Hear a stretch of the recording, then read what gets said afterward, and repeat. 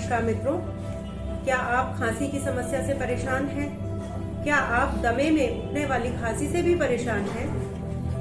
हाँ मित्रों, हमें होम्योपैथी में इन दोनों तकलीफों से बचने के लिए बहुत ही बेहतरीन दवाइयाँ उपलब्ध हैं। मैं doctor Poonam Gupta, homeopathic physician, जो पिछले 30 इयर्स से प्रैक्टिस कर रही हूँ, आज आपको एक बहुत ही बेहतरीन कफ सिरप बताऊंगी जो कि जर्मन मेडिसिन है, जर्मन रेक्वे कंपनी की है और खांसी में बहुत ही अच्छे रिजल्ट्स मिलते हैं। किसी भी तरह की खांसी हो, सूखी खांसी हो या बलगम वाली खांसी हो, तो इस कफ सिरप को हम देते हैं। अगर एस्थमा की प्रॉब्लम है और उसमें बीच बीच में खांसी के अटैक्स आते हैं, तो भी इस कफ सिरप को